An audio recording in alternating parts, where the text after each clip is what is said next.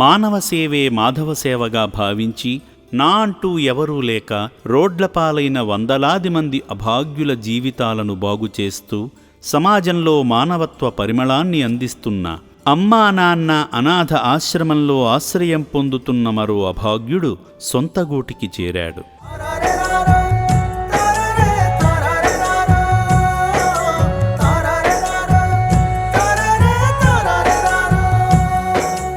పూర్తి వివరాలలోకి వెళితే, ఆదరించేవాళ్లు లేక భిక్షాటన చేస్తూ దుర్భర పరిస్థితుల్లో ఉన్న నలుగురు అనాథులను గుర్తించిన హైదరాబాద్ గుడిమల్కాపూర్ పోలీసులు వారి పై అధికారుల ఆదేశాల మేరకు యాదాద్రి భువనగిరి జిల్లా చౌటుప్పల్లోని అమ్మా నాన్న అనాథ ఆశ్రమానికి నవంబర్ 4వ తేదీన అప్పగించిన విషయం తెలిసిందే.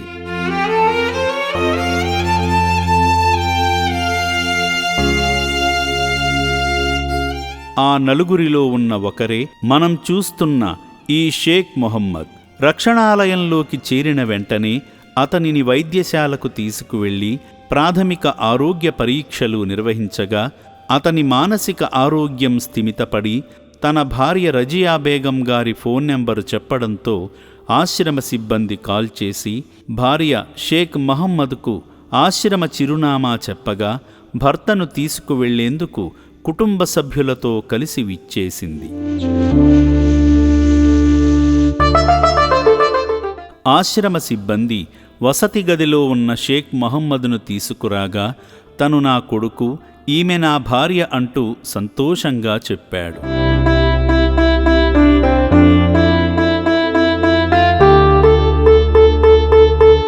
సిబ్బంది షేక్ మొహమ్మద్తో మాట్లాడి ఇక రోడ్లపై భిక్షాటన చేయకూడదని కౌన్సిలింగ్ ఇచ్చారు.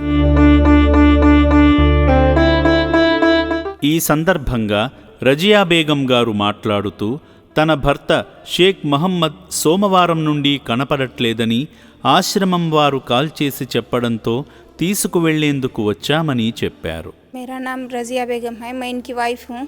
इन्हों मंडे से मिसिंग थे। आश्रम वाले फ़ोन करे तो हम लोग आके यहाँ से लेके जा रहे हैं इनको జూ పార్క్ తాడ్బండ్ से आगे. ఆశ్రమ సిబ్బంది కుటుంబీకులతో హామీ పత్రంపై సంతకం చేయించుకుని అప్పగించగా సంతోషంగా ఇంటికి తీసుకువెళ్లారు.